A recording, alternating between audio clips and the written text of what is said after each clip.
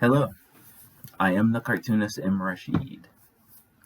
Today's cartoon was inspired by um, witnessing a particular figure who has a penchant for attacking what I hold from his ideological perspective, projecting what he wants onto what I hold, but expects me to patiently sit under him and learn all the little nuances and ways of what he made up. So I'm supposed to just accept what you say because you say it and just be over eager to, accept what you say about what you have to get my associate's degree in it with full respect while you talk trash based on this straw man nonsense that you project about what I hold. You do that twice. You probably do it way more than twice, but the ones that stand out to me most from my anti-racism position is the communist figure as represented here, or here, and the atheists. They both do that. You talk trash about what I hold all the time from your canned folio of script. Well, and then have the nerve to be like, atheism is it's not what you think. It's really nuanced, and there's various categories, and allow me to take the time to explain to you how they all function in detail. No. No. No. And the same with this other one. No. Let's look at the Black American history in the United States. United States, Black American history. The tools that got me through the worst of the nation's history. The parts that were promised to me so that I can be made whole. These things were attacked and taken away, and the tools used to do that are these two items that you hold. Call to mind the 1866 Civil Rights Act and what it was supposed to provide me.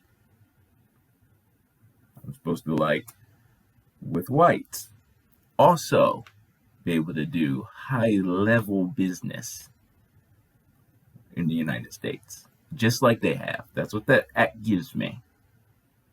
I'm supposed to also be able to have billion-dollar contracts with the United States government to elevate me into a protected wealth-building class. I also supposed to be able to do everything you do. You making dildo rockets into space. I too am supposed to have the ability to walk up to the government and I want $1 trillion contract to create, fabricate a whole new military branch, so I too can have a series of Black American businesses that have windfalls of free government gibs dropped on them, so we too can make penis rockets. I'm supposed to also do that. You do it, I'm supposed to do it. That's what the 1866 Act gives me. Everything that was deliberately held back from me from the 230 years of slavery, I'm now supposed to have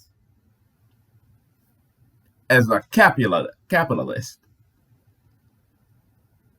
And then you unleash the Communist Party of the USA on me, and now magically I hate capitalism. That's a counter move to attack me. Systemic racism.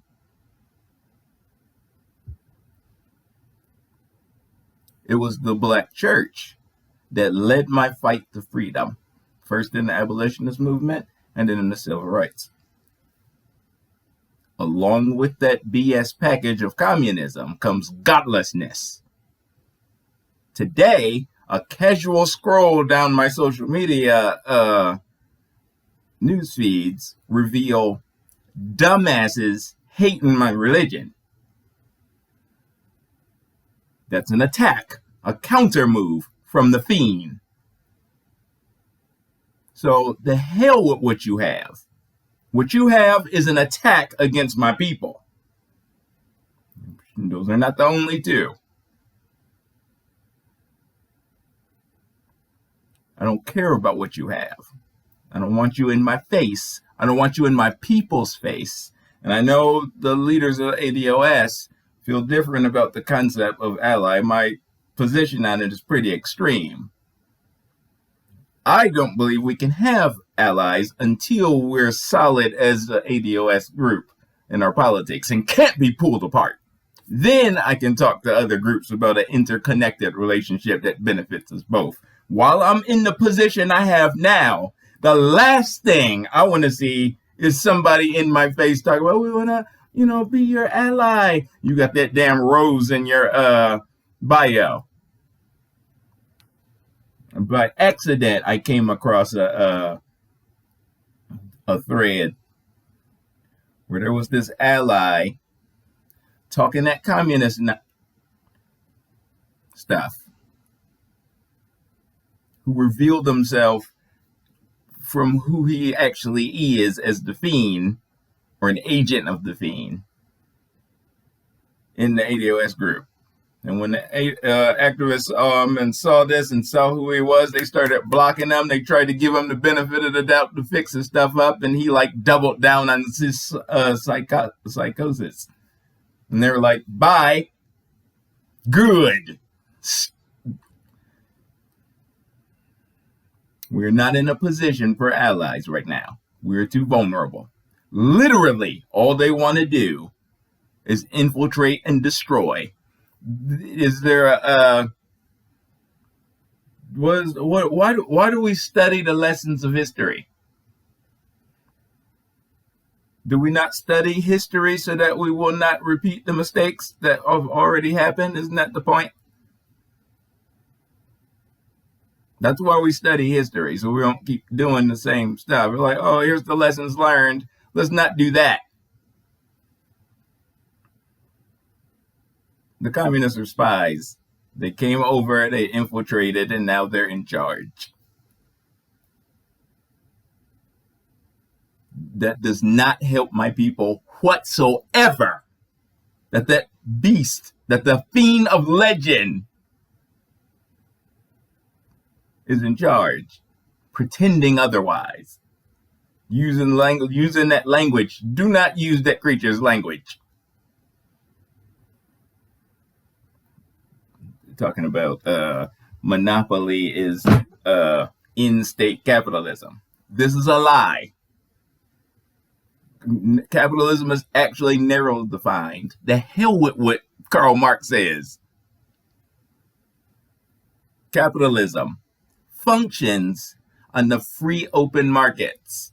Competition is how capitalism functions. It requires the government to protect it from the overreach of a particular figure. A figure who is canny in his business dealings. This isn't a fault of capitalism. This is a fault of a particular figure that you have to watch out for. No different than any other system. And in all other systems, they're vulnerable to a particular type of criminal who is able to see the angles in whatever the system is and can, what's the word? Take advantage of, you know the word, is able to get into the system and see the opportunity and go after it and make it work for him outside of the system. So now he's at an advantage. That's called bigness. You watch him, he like is naturally rising up above the other people that he's in competition with because he's really good at it. He has a knack for it. But there's no limit to that knack. He's just a little more. You'll never have enough. That's the criminal mind in action, because he doesn't care about your rules. He doesn't care who rules. He doesn't care who's in charge. All he cares about is, how do I see this opportunity. I need, get people on board. He will pay whatever so he can get that advantage, so he can skyrocket. That's the character you have to watch out for. This is not capitalism in action. This is capitalism's natural predator.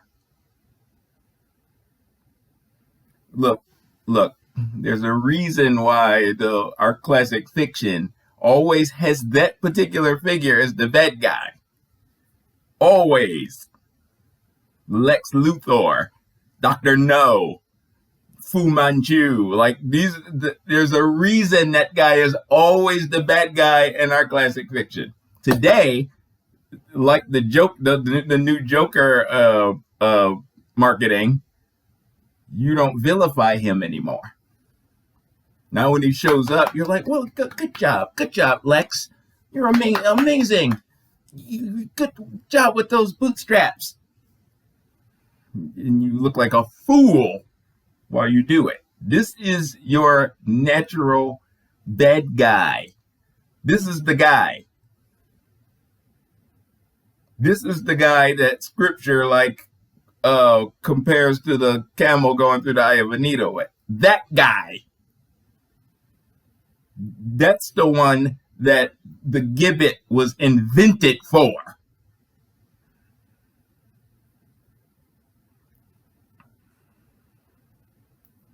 His actions in the earth are not in-state capitalism. Stop saying that stupid crap.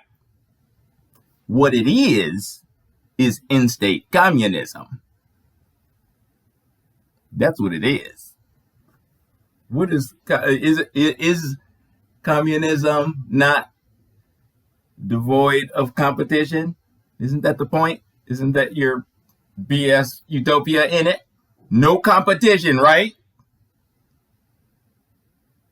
So when the bigness clique, when the colluding bigness clique manages to snap over a nation into communism, where does that bigness figure go?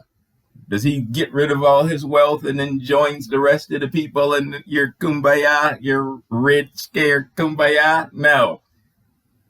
He maintains his bigness. He maintains his place up there and starts making statues of himself.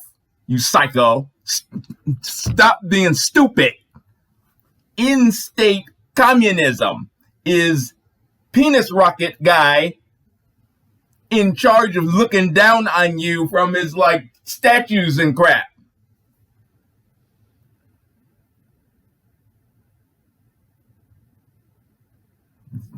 I don't want to hear your details of the different.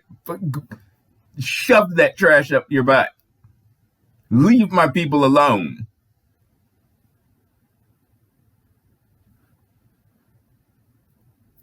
Peace.